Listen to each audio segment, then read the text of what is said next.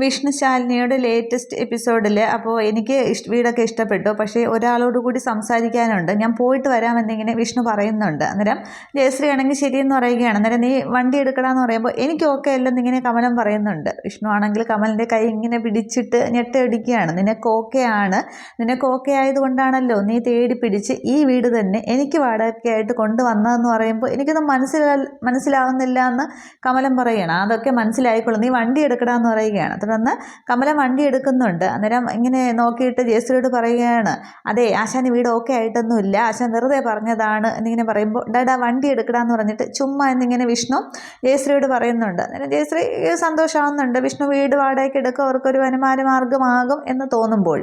അതിനുശേഷം അവരിങ്ങനെ പോവുകയാണ്. അന്നേരം വിഷ്ണു പറയുന്നുണ്ട്, എന്തായാലും നിൻ്റെ ഐഡിയ ഒക്കെ കൊള്ളാം, കാര്യം ഞാൻ എൻ്റെ അമ്മയുടെ മുന്നിലൊന്ന് കൊച്ചായെങ്കിലും നിൻ്റെ ഐഡിയ വർക്കൗട്ടായി എന്ന് പറയുകയാണ്. പിന്നെ ആ കുട്ടി നല്ല കുട്ടിയാണ്, ജീവിക്കാനൊക്കെ അറിയാവുന്നതാണ്, പക്ഷേ ഇനി ഒരു വിവാഹം ആ കുട്ടിക്ക് മുടങ്ങാനായിട്ട് പാടില്ല, അത് ഞാൻ സമ്മതിക്കില്ല കേട്ടോടാ എന്നൊക്കെ പറയുകയാണ്. അന്നേരം ആശാനെ അങ്ങനെയൊന്നും ഇല്ല എന്നൊക്കെ കമലം പറയുമ്പോൾ എന്ന് പറഞ്ഞിട്ട് നീ വണ്ടി എടുക്കുക എന്നിങ്ങനെ വിഷ്ണു ഇങ്ങനെ ചിരിച്ച് തലയൊരുക്കുന്നുണ്ട്. അന്നേരം കമലിന് അങ്ങനെ ഒരു ഇതുണ്ടോ ഇല്ലയോ എന്നുള്ളത് അവിടെ കാണുന്നില്ല, പക്ഷേ വിഷ്ണുവിന് ആ ഒരു ഇതിൽ നന്നായിട്ട് ബോധിക്കുന്നുണ്ട്. ഇതേസമയം രോഹിത് ആണെങ്കിൽ ശ്യാമയെ ഹോസ്പിറ്റലിൽ എത്തിക്കുന്നുണ്ട്. അതിനുശേഷം രോഹിത് ശാരദാമ്മയുടെ ഫോണിലേക്ക് വിളിക്കുകയാണ്. അന്നേരം ശാരദാമ്മ ഉമ്മറത്തിരുന്ന വിളക്കൊക്കെ ഒരുക്കുന്നുണ്ട്. അന്നേരം ശാരികയാണ് ഡൈനിങ് ടേബിളിൽ ഇരുന്ന് ഫോൺ ബെല്ലടിക്കുന്ന കാണുന്നുണ്ട്. ഈ അമ്മ ഇതെവിടെ പോയി എന്നും പറഞ്ഞ് ഫോൺ എടുക്കുന്നുണ്ട്. അന്നേരം ശാരദാമ്മയെന്ന് രോഹിത് സംസാരിക്കാൻ തുടങ്ങുമ്പോൾ ഞാൻ ശാരികയാണ്, അമ്മ അപ്പുറത്താണ്, എന്തെങ്കിലും പറയാനുണ്ടോ എന്ന് ചോദിക്കുമ്പോൾ അത് ഇപ്പോൾ ഞാൻ വിളിക്കുന്നത് ഹോസ്പിറ്റലിൽ നിന്നാണ്, ശ്യാമയ്ക്ക് ഒരു അപകടം പറ്റി എന്ന് പറയുമ്പോൾ എന്തെന്ന് പറഞ്ഞിട്ട് ആദ്യം ഷോക്കാവുന്നുണ്ട് ശാരിക. അന്നേരം എന്നെയാണ് വെടിവെക്കാൻ എനിക്ക് കൊള്ളേണ്ടിയിരുന്ന വെടി ശ്യാമയ്ക്കാണ് കൊണ്ടതെന്ന് പറയുമ്പോൾ ശാരിക അമ്മയെന്നും പറഞ്ഞ് വിളിച്ചുകൊണ്ട് ഫോണും കൊണ്ട് ഓടുന്നുണ്ട് ശാരദാമ്മയുടെ അടുത്തേക്ക്. അന്നേരം അമ്മയെ ശ്യാമയ്ക്ക് വെടിയേറ്റുമെന്ന്. അന്നേരം എന്താണെന്നും പറഞ്ഞ് ശാരദാമ്മ ചാടി അങ്ങോട്ട് എഴുന്നേൽക്കുന്നുണ്ട്. രോഹിത്താണെന്ന് പറഞ്ഞ് ഫോൺ കൊടുക്കുകയാണ്. അന്നേരം മുനയെന്നും പറഞ്ഞ് രോഹിത്തിന് സംസാരിക്കുമ്പോൾ അത് ശാരദാമ്മയെ ഒരാൾ ആക്രമിച്ചതാണെന്ന് പറഞ്ഞിട്ട് എന്താ പറ്റിയത് എന്നിങ്ങനെ ശാരദാമ്മ ചോദിക്കുമ്പോൾ ആ ഉണ്ടായ സംഭവമായിട്ട് രോഹിത്ത് ശാരദാമ്മയോട് പറയുന്നുണ്ട്. അന്നേരം അത് കേൾക്കുന്ന ശാരദാമ്മ അങ്ങ് ആകെ വിഷമിക്കുന്നുണ്ട്. പറഞ്ഞു കഴിഞ്ഞ് രോഹിത്തും ആകെ വിഷമിക്കുകയാണ്. തുടർന്ന് ഫോൺ വെക്കുന്നുണ്ട്. അതിനുശേഷം ശാരദാമ്മ നിന്നങ്ങ് വിറയ്ക്കുകയാണ്. എന്നിട്ട് ഫോൺ ശാരികയുടെ കയ്യിലേക്ക് കൊടുത്തിട്ട് നീ ശാലിനി ഒന്ന് വിളിച്ചേ, എൻ്റെ കൈയും കാലും ഒന്നും ഓടുന്നില്ല എന്ന് പറയുകയാണ്. തുടർന്ന് ശാരിക ഫോൺ ചെയ്യുന്നുണ്ട്. പക്ഷേ ശാലിനി ആണെങ്കിൽ അവിടെ കളക്ടറേറ്റിൽ വീഡിയോ കോൺഫറൻസ് ആയതിനാൽ ഈ ബെല്ലടിക്കുമ്പോൾ ഫോൺ അങ്ങ് സൈലൻ്റ് ആക്കുകയാണ് ചെയ്യുന്നത്. വീണ്ടും വിളിക്കുന്നുണ്ട് ശാരിക, പക്ഷേ ശാലിനി ഫോൺ സൈലൻ്റ് ആക്കുന്നുണ്ട്. തുടർന്ന് ഇതെന്താ ഇവൾ ഫോൺ എടുക്കാതെ വല്ല മീറ്റിങ്ങിലായിരിക്കും എന്നിങ്ങനെ ശാരിക പറയുമ്പോൾ മീറ്റിങ്ങിലായാലും ഇങ്ങനെ ഒരു അത്യാവശ്യം വന്നാൽ ഫോൺ എടുക്കണ്ടേന്നിങ്ങനെ ശാരദാമ്മയ്ക്ക് ആകെപ്പാടെ ഒരു വെപ്രാളം. അന്നേരം നമ്മൾ ഇങ്ങനെ ഒരു കാര്യത്തിനാണ് വിളിക്കുന്നതെന്ന് അവൾക്കറിയില്ലല്ലോ, പിന്നെ അവളെ എന്തിനാണ് പഴിച്ചായിരുന്നതെന്നും പറഞ്ഞിട്ട് പിന്നെ ഇങ്ങനെ ഒരു അത്യാവശ്യം വന്ന് എങ്ങനെയാണ് ഇപ്പോൾ അറിയിക്കാമെന്നും പറഞ്ഞിട്ട് ശാരദാമ്മ അകത്തേക്ക് പോകുന്നുണ്ട്. ശാരിക വിഷമിച്ച് നിൽക്കുന്നുണ്ട്.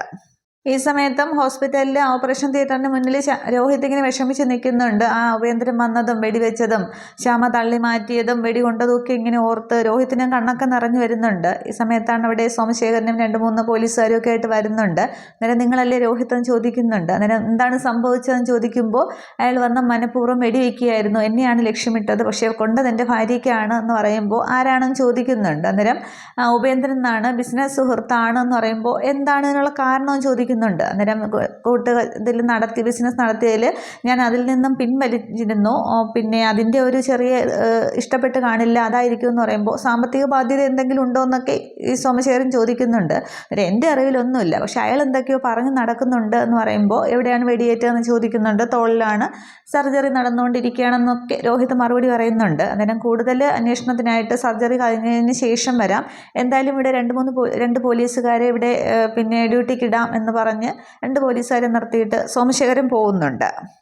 ഇതേസമയം സുസ്മിതയാണെങ്കിൽ ഇങ്ങനെ കാറിൽ പോയിക്കൊണ്ടിരിക്കുമ്പോൾ രോഹിത് ഫോൺ ചെയ്യുന്നുണ്ട്. അന്നേരം എന്താ ഇങ്ങനെ ഒരു കോള് വിളിക്കാനായിട്ട്, എന്തെങ്കിലും ബോധോദയം വല്ലതും ഉണ്ടായോ എന്നിങ്ങനെ സുസ്മിത സംഭവങ്ങളൊന്നും അറിഞ്ഞിട്ടില്ല, അങ്ങനെ ചോദിക്കുകയാണ്. അന്നേരം ചത്തിട്ടില്ല എന്ന് പറയാൻ വിളിച്ചതാണെന്ന് പറയുമ്പോൾ എന്താ നീ വല്ല ആത്മഹത്യയ്ക്ക് ശ്രമിച്ചോ എന്ന് ചോദിക്കുകയാണ്.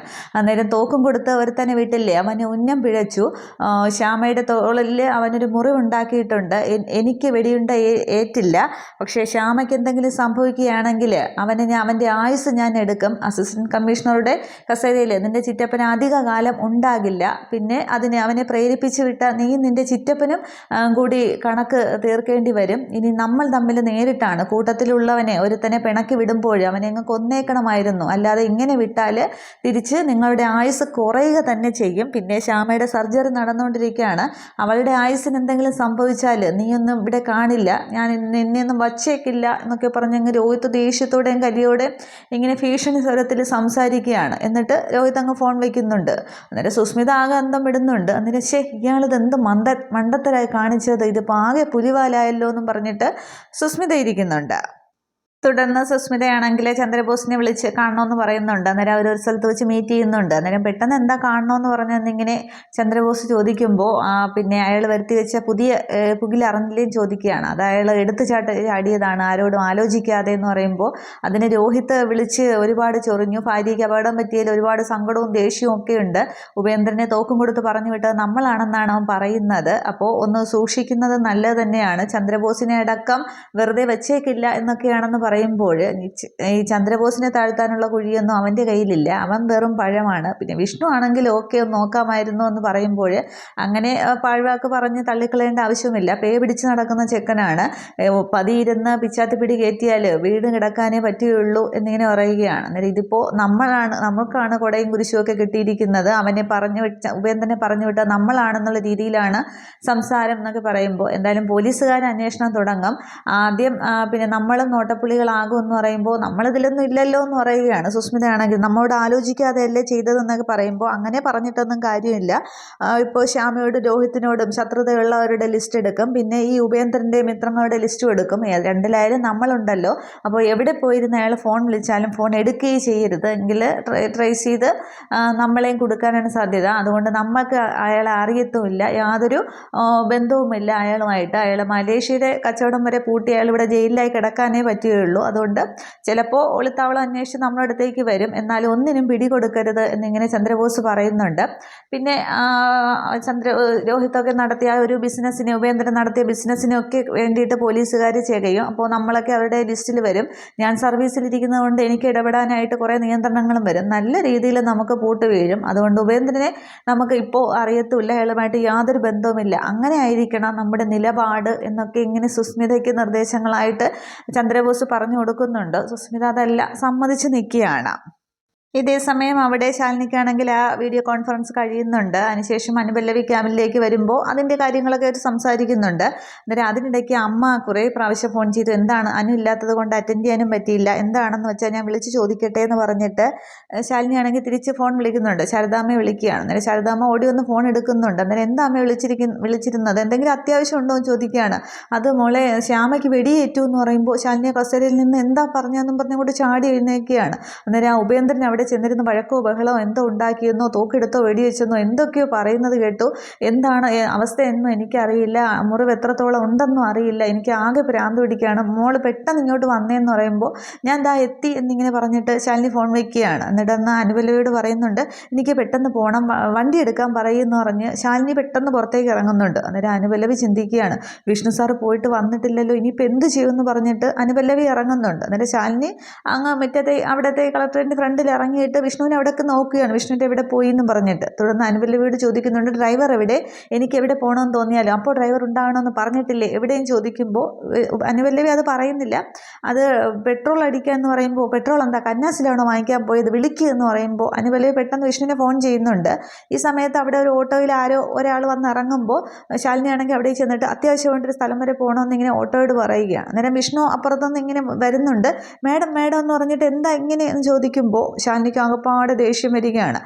കളക്ടറുടെ ഡ്രൈവറായിട്ടാണ് ജോലി ചെയ്യുന്നതെങ്കിൽ, ഡ്രൈവറുടെ ശമ്പളമാണ് വാങ്ങുന്നതെങ്കിൽ ആദ്യം വേണ്ടത് ഉത്തരവാദിത്വ ബോധമാണ്, ജോലിയോടുള്ള ആത്മാർത്ഥതയാണ് വേണ്ടത്, വാങ്ങിക്കുന്ന ശമ്പളത്തോടുള്ള കൂറാണ് വേണ്ടത്. അല്ലാത്തവർക്ക് ഇങ്ങനെയുള്ള ഡ്രൈവർ പണിയൊന്നും പറഞ്ഞിട്ടില്ല എന്നിങ്ങനെ പറഞ്ഞിട്ട് ശാലിനി അങ്ങ് ഓട്ടോയിൽ കയറാൻ പോവുകയാണ്. അന്നേരം അതെ ഞാൻ പറയുന്നത് എന്നിങ്ങനെ വിഷ്ണു പറയാൻ തുടങ്ങുമ്പോൾ ശാലിനി തിരിഞ്ഞു നിന്ന് മിണ്ടരുതെന്നും പറഞ്ഞിങ്ങനെ കൈയെടുത്ത് കാണിക്കുന്നുണ്ട്, എനിക്കൊന്നും കേൾക്കണ്ട എന്നുള്ള രീതിയിൽ. അന്നേരം വിഷ്ണു അന്തം വിട്ട് നിൽക്കുകയാണ്. അന്നേരം ശാലിനി ശാലിനി പറയുന്നുണ്ട് വിഷ്ണുവേട്ടൻ ഇവിടെ ജോലിക്ക് വന്നത് എന്നെ അപമാനിക്കാൻ വേണ്ടി തന്നെയാണ്, മറ്റുള്ളവരുടെ മുന്നിൽ എന്നെ മാനം കെടുത്താൻ വേണ്ടി എന്ന് പറഞ്ഞിട്ട് ശാലിനിയുടെ കണ്ണൊക്കെ നിറയുന്നുണ്ട്. എന്നിട്ട് ശാലിനി ഓട്ടോയിൽ കയറിയും പോവുകയാണ്. സംഭവം ഒന്നും അറിയാതെ വിഷ്ണു ഇങ്ങനെ നിൽക്കുകയാണ്. ശാലിനിക്കാണെങ്കിൽ ആ ഒരു ശ്യാമയുടെ കാര്യത്തിലുണ്ടായ ടെൻഷനും പെട്ടെന്ന് അവിടെ എത്താൻ പറ്റാത്തതിനുള്ള ദേഷ്യമൊക്കെയാണ് വിഷ്ണുവിനോട് കാണിച്ചത്. തുടർന്ന് വിഷ്ണു ഇങ്ങനെ അന്തം വിട്ട് നിൽക്കുമ്പോൾ അനുപല്ലവി ചെന്ന് പറയുന്നുണ്ട്, ഇങ്ങനെ നോക്കി നിൽക്കാതെ വണ്ടി എടുത്ത് പിന്നാലെ മാഡത്തിൻ്റെ പിന്നാലെ ചെല്ല്, എന്നിട്ട് എന്തെങ്കിലുമൊക്കെ പറഞ്ഞ് ആശ്വസിപ്പിക്കുക, പെട്ടെന്ന് ചെല്ല് എന്നിങ്ങനെ അനുപല്ലവി പറയുമ്പോൾ വിഷ്ണു പെട്ടെന്ന് വണ്ടിയെടുത്ത് ആ ഓട്ടോയുടെ പിന്നാലെ പോകുന്നുണ്ട്. ഇതേ സമയം അവിടെ രാഘവൻ നായരുടെ അടുത്ത് നൂറ് വന്നിട്ടുണ്ട്. അന്നേരം സുബൈറിൻ്റെ വിശേഷങ്ങളൊക്കെ ചോദിക്കുന്നുണ്ട്. അന്നേരം മരുന്ന് കഴിക്കാനൊക്കെ മടിയാണ്, പിന്നെ എൻ്റെ കാര്യം ഓർത്ത് വല്ലാത്ത ആദിയാണ് എന്നൊക്കെ പറയുമ്പോൾ പിന്നെ അത് മോളുടെ കാര്യം ആലോചിച്ച് വലിയ വിഷമമുണ്ട്, പിന്നെ വളഞ്ഞു കുത്തി മനസ്സ് കൈവിട്ട് പോയാൽ പിന്നെ എന്താ ചെയ്യുക, ഈ നേരെ കൈ കുറച്ചൊക്കെ നടക്കാമെങ്കിലും എനിക്കും മരുന്ന് കഴിക്കാനൊക്കെ വലിയ ബുദ്ധിമുട്ടാണ്, പിന്നെ അല്ലേ വളഞ്ഞു കുത്തി കിടക്കുന്ന സുബൈർ, അതുകൊണ്ട് മോള് പ്രാർത്ഥിക്കുക, പ്രാർത്ഥനയോളം വലിയ മരുന്ന് വേറെ ഒന്നുമില്ല, അത് നമുക്ക് പിന്നെ സങ്കടങ്ങൾ സഹിക്കാനുള്ള ശക്തിയൊക്കെ തരും എന്നൊക്കെ ഇങ്ങനെ പറഞ്ഞ് അങ്ങോട്ടും ഇങ്ങോട്ടും ഒരു ആശ്വസിപ്പിച്ചുകൊണ്ട് നിൽക്കുകയാണ്. ഈ സമയത്ത് സത്യഭാമയും പൊന്നിയും കൂടി വരുന്നുണ്ട്. അന്നേരം വരുന്നുണ്ട്, എന്നെ ഇപ്പോൾ നടക്കാത്തതിനും അങ്ങോട്ടും ഇങ്ങോട്ടും പോകാത്തതിനൊക്കെ വഴക്ക് കുറയുമെന്ന് പറയുകയാണ്.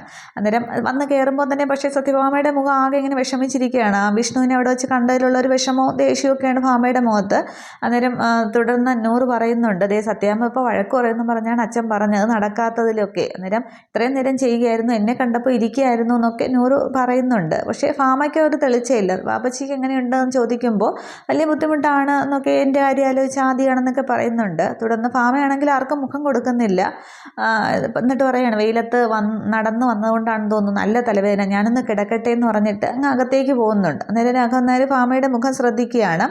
അന്നേരം പൊന്നിയോട് പറയുന്നുണ്ട്, അകത്തേക്ക് പോകാൻ നേരം നീ ബാക്കി വന്നതൊക്കെ അകത്ത് കൊണ്ട് വെച്ചേരെ, എന്നിട്ട് നീ പൊയ്ക്കോ, നാളെ വന്നാൽ മതി എന്ന് പറഞ്ഞിട്ട് അങ്ങ് പോവുകയാണ്. അന്നേരം രാഘവൻ നായർ ചോദിക്കുന്നുണ്ട്, എന്താ പറ്റിയത്, മുഖമൊക്കെ കടുപ്പിച്ചാണല്ലോ പോകുന്നതെന്ന് പൊന്നിയോട് ചോദിക്കുന്നുണ്ട് ഭാമയുടെ കാര്യം. അന്നേരം ഇന്നൊരു വീട്ടിൽ ചെന്നപ്പോൾ അവിടെ വാടകയ്ക്ക് വീട് നോക്കാനായിട്ട് വിഷ്ണു കുഞ്ഞ് വന്നു, നിർഭാഗ്യവശാൽ സത്യാമ്മയുടെ മുന്നിൽ തന്നെ ചെന്ന് വിട്ടു, അതിൻ്റെ ഒരു ഇതാണെന്ന് പറയുമ്പോൾ രാഘവൻ നായർക്ക് അത് മനസ്സിലാവുന്നുണ്ട്. തുടർന്ന് പൊന്നിയങ്ങ് അകത്തേക്ക് പോകുമ്പോൾ നൂറ് പറയുകയാണ്, എന്താ ഞാൻ ഇറങ്ങട്ടെ എന്ന് പറഞ്ഞിട്ട് നൂറ് പോകുന്നുണ്ട്. തുടർന്ന് ഭാമയാണെങ്കിൽ റൂമിലേക്ക് ചെന്നിട്ട് ആ കട്ടിലേക്ക് ഇരിക്കുകയാണ്. അന്നേരവും ആ പേപ്പറാണെങ്കിൽ അവിടെ താഴെ തന്നെ കിടക്കുന്നുണ്ട്. പക്ഷേ ഭാമ അത് ശ്രദ്ധിക്കുന്നില്ല.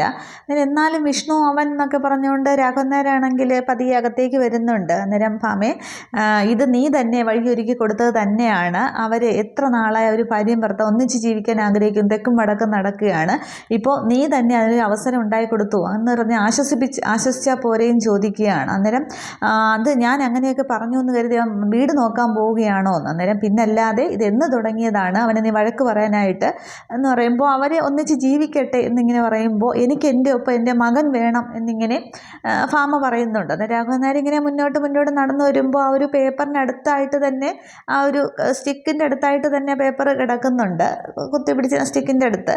അന്നേരം പറയുന്നുണ്ട്, അപ്പം നിനക്കൊപ്പം നിൻ്റെ മകൻ വേണം എന്നുണ്ടെങ്കിൽ നീ അവനെ അങ്ങനെയൊന്നും പറയില്ലായിരുന്നല്ലോ, പിന്നെ എന്തിനാ അങ്ങനെയൊക്കെ പറഞ്ഞത്, തന്നോളം മക്കൾ വളർന്നാൽ താൻ എന്ന് തന്നെ വിളിക്കണം, മക്കൾ മാറി താമസിക്കുക തന്നെ വേണം, അവരുടെ സന്തോഷം ദൂരെ നിന്ന് കണ്ടാൽ പോരെ എന്നൊക്കെ പറയുമ്പോൾ സത്യഭാമയ്ക്ക് അങ്ങ് ദേഷ്യം വരുന്നുണ്ട്. അതൊന്നും പറ്റില്ല, എൻ്റെ മകൻ എൻ്റെ കൂടെ തന്നെ വേണം, നിങ്ങൾ എനിക്ക് കാണണ്ട, നട്ടലില്ലാത്ത ഒരു മകനും നട്ടലില്ലാത്ത ഒരു അച്ഛനും എന്ന് പറഞ്ഞിട്ട് ആകെ ദേഷ്യപ്പെടുകയാണ്. അന്നേരം രാഘവൻ നായർക്ക് ഭാമയുടെ ആ ഒരു സങ്കടം ഇങ്ങനെ മനസ്സിലാവുന്നുണ്ട്. വിഷ്ണു തന്നിൽ നിന്നും അകന്നു പോകുന്നത് സഹിക്കാനായിട്ട് സത്യഭാമയ്ക്ക് കഴിയുന്നില്ല. ആ ഒരു ദേഷ്യമാണ് ശാലിനിയോടൊപ്പം വിഷ്ണു പോകുമെന്നുള്ളത്. ഭാമയ്ക്ക് വിഷ്ണുവിൻ്റെ സ്നേഹം പിന്നെ ഭാമയ്ക്ക് മാത്രമായിട്ട് വേണം, ശാലിനിക്ക് കൊടുക്കാനും പാടില്ല, അങ്ങനെ ഒരു മനസ്സാണ് സത്യഭാമയ്ക്ക് അവിടെ കാണിക്കുന്നത്. അന്നേരവും പക്ഷേ പേപ്പർ അവിടെ കാണിക്കുന്നില്ല, ഇത്ര എപ്പിസോഡിൽ കാണിക്കുന്നുള്ളൂ. പക്ഷേ വേറൊരു പ്രൊമോയിൽ വന്നിട്ടുള്ളത് കാണിക്കുന്നുണ്ട്. സത്യഭാമ ആ ഒരു പേപ്പർ നിവർത്തി വായിക്കുന്നത്, വിഷ്ണുവിൻ്റെ മകളാണ് സത്യ എന്നുള്ളത് വായിക്കുന്നത്. അപ്പോൾ അടുത്ത എപ്പിസോഡിൽ തന്നെ അത് കാണിക്കും. അതിനുശേഷമാണ് ശാലിനി ഹോസ്പിറ്റലിൽ എത്തുന്നതും വിഷ്ണു പിന്നാലെ എത്തും. പിന്നീട് ശാലിനി സുസ്മിതയെ പോയി കാണുന്ന ആ സീനുമൊക്കെ അടുത്ത എപ്പിസോഡിൽ. Okay, thank